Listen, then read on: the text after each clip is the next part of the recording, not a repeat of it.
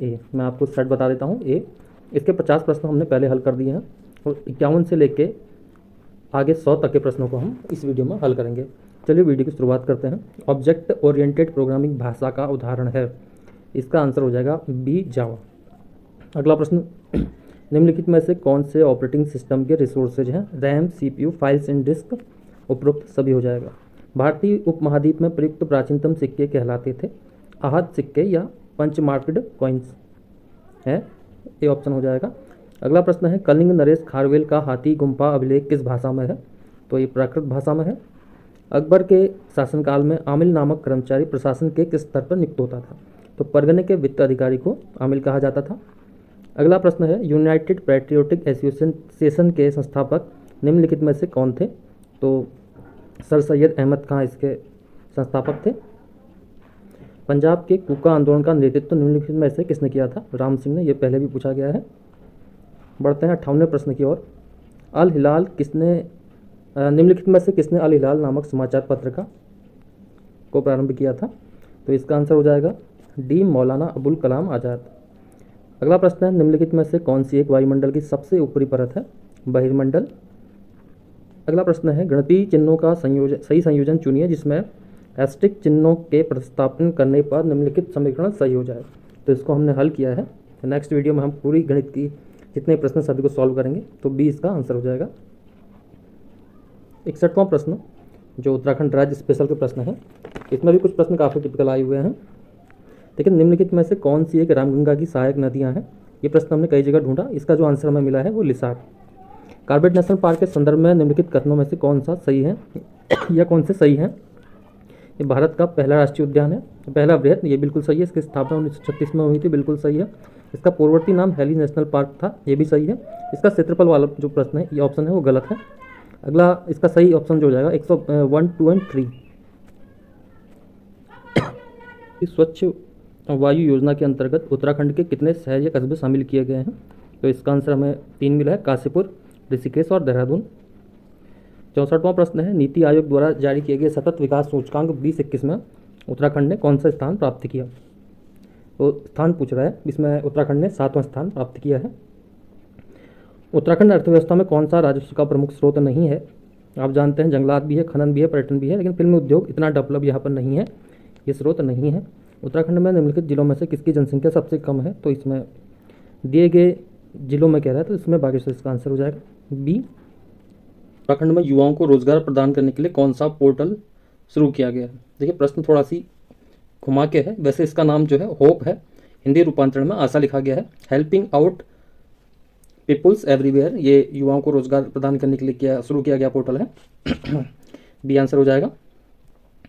अगला जो प्रश्न है, निम्नलिखित में से किस परमार शासक ने 52 गढ़ियों को गढ़वाल राज्य के रूप में संगठित किया? तो इसका आंसर जो हो जाएगा अजयपाल हो जाएगा।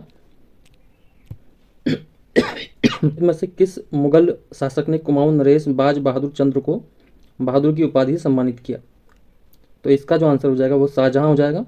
निम्नलिखित में से किसने गढ़वाली सैनिकों की पेशावर कांड में पैरवी की थी? आप जानते हैं बैरिस्टर मुकुंदीलाल, ये आंसर हो जाएगा। कौन सा युग में सुमेलित है कह रहा है? तो इसका आंसर हो जाएगा गढ़वाल जागृति संस्था 1939, ये सही आंसर हो जाएगा। अगला, मानस खंड में निम्नलिखित में से किस क्षेत्र को राम क्षेत्र कहा गया है? ये प्रश्न बड़ा टिपिकल सा है, घुमावदार भी है। इसका आंसर जो हमें मिला है वो अल्मोड़ा है। निम्नलिखित वृक्षों में कौन सा उत्तराखंड राज्य में नहीं पाया जाता है? ब्लू पाइन, ये पाया जाता है। भिंडी नहीं पाया जाता है। अल्मोड़ा के खगमरा किले का निर्माण किसने करवाया था? आप जानते हैं भीष्मचंद्र ने अल्मोड़ा के खगमरा किले का निर्माण करवाया था। अगला प्रश्न, गढ़वाल के किस पवार नरेश ने सुलेमान सिकोह को शरण प्रदान की थी? पृथ्वीपति शाह ने। चंद्रकाल में नगद के बदले में लिया गया अनाज कहलाता था कूत, बी ऑप्शन हो जाएगा। निम्नलिखित में से किस गढ़वाल नरेश ने तिब्बत पर 3 बार आक्रमण किया था? तो महपति शाह ने तिब्बत पर 3 बार आक्रमण किया था। अगला प्रश्न ब्रिटिश कुमाऊं से है, निम्नलिखित में से कौन सा कुमाऊं का प्रथम कमिश्नर था? कई बार पूछा गया है, एडवर्ड गार्डनर, बी ऑप्शन सही हो जाएगा बी। देहरादून पर गोरखा आधिपत्य के समय गुरु राम राय दरबार के महंत कौन थे? ये प्रश्न भी बड़ा जटिल सा पूछा है, हरसेवक दास, इसका ऑप्शन आंसर हो जाएगा। अविभाजित उत्तर प्रदेश की विधानसभा में उत्तराखंड के लिए कुल कितनी सीटें थी? उस समय 22 सीटें थी उत्तराखंड के लिए, जो अब 70 हो गई हैं। आप जानते हैं। निम्नलिखित में से कौन सी विधानसभा उत्तराखंड में अनुसूचित जनजातियों के लिए आरक्षित? आप जानते नानकमत्ता और चक्राता, इसमें नानकमत्ता ऑप्शन है, सी सही हो जाएगा। उत्तराखंड राज्य निर्माण हेतु उत्तर प्रदेश पुनर्गठन अधिनियम राष्ट्रपति के द्वारा किस तिथि को हस्ताक्षरित किया गया? 28 अगस्त 2000। निम्न में से किस समिति ने गैरसैंण को उत्तराखंड की स्थायी राजधानी के रूप में अस्वीकार कर दिया था? दीक्षित आयोग बनाया गया था राजधानी के लिए, तो उन्होंने गैरसैंण को अस्वीकार कर दिया था। उत्तराखंड राज्य में महिलाओं को सरकारी सेवाओं में निम्न में से कितने प्रतिशत आरक्षण प्रदान किया गया है? हाल ही में जो विधेयक पास किया गया है, इसका हमने अपने करंट अफेयर वाली सीरीज में भी दिया है, ये 30% है। उत्तराखंड गौरव सम्मान की शुरुआत कब की गई? ये 2021 में की गई थी, इसके बारे में भी हमने करंट अफेयर की सीरीज में लिया है। निम्नलिखित मेलों में से कौन एक 5 अगस्त 2022 को उत्तराखंड सरकार के पर्यटन मंत्री द्वारा एक राजकीय मेले के रूप में घोषित किया गया? तो ये जागरा मेला है, इसे राजकीय मेला घोषित किया गया है।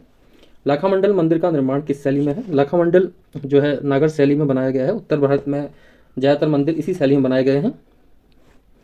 बढ़ते हैं अगले प्रश्न की ओर। 88, नंदा देवी राष्ट्रीय उद्यान को वर्ष डैश में यूनेस्को द्वारा विश्व धरोहर घोषित किया गया? तो नंदा देवी राष्ट्रीय उद्यान को 1988 में वैश्विक धरोहर घोषित किया गया। भारत की पहली तरल दर्पण दूरबीन यानी कि लिक्विड मिरर टेलीस्कोप कहाँ स्थापित है? ये देवस्थल में है। निम्न में से उत्तराखंड के किस जिले में ई डिस्ट्रिक्ट परियोजना पायलट प्रोजेक्ट के रूप में सर्वप्रथम प्रारंभ हुई? तो ये पौड़ी में प्रारंभ हुई थी। निम्न में से कौन सा दर्रा उत्तराखंड में दारमा और व्यास घाटियों को जोड़ता है? ये शिमला दर्रा है। मिजोट्रोपिस पैलिटा पटवा के संदर्भ में निम्नलिखित कथनों को देखें, तो इसका जो आंसर हो जाएगा वो ये नीलगिरी की स्थानिक है। ये IUCN रेड डाटा सूची में क्रांतिक संकटाग्रस्त के रूप में सूचीबद्ध है। ये प्रजाति वन कटाव, आवास विघटन तथा वनाग्नि के कारण खतरे में है। पटवारी के पेपर के हिसाब से थोड़ा टफ प्रश्न है, इन्वायरमेंट का है, लेकिन कुछ प्रश्न जो है टफ दिए भी जाते हैं। उत्तराखंड का द्वितीय प्लास्टिक के पुनर्चक्रण से डीजल उत्पादन का संयंत्र कहाँ स्थापित किया गया है? तो इसको हमने नेट में सर्च किया, जहाँ तक अभी हमें मिला है भीमताल इसका आंसर है। अगर एक बार फिर से हम इसको रेक्टिफाई करेंगे आने वाली वीडियोज़ में। फिलहाल आप भीमताल आंसर मानिए। हिमालयन मसाला उद्यान में वन अनुसंधान केंद्र हल्द्वानी में स्थापित किया गया, तो सोनी रानीखेत इसका आंसर हो जाएगा। निम्नलिखित दर्रों में से कौन सा एक उत्तराखंड राज्य में नहीं है? नीति, माणा, मोलिंगरा ये सब उत्तराखंड में है। डेप्सा दर्रा जो है हिमाचल में है, डी आंसर हो जाएगा। अंदाकोट पर्वत की ऊंचाई है 6861। कोटेश्वर गुफा उत्तराखंड के किस जिले में है?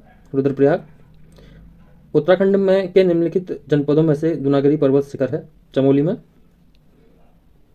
अगला है 99वां प्रश्न जो है, कौन सुमेलित नहीं है? तो सी, ये सुमेलित नहीं है। निम्न में से कौन कुमाऊं परिषद के संस्थापकों में नहीं थे?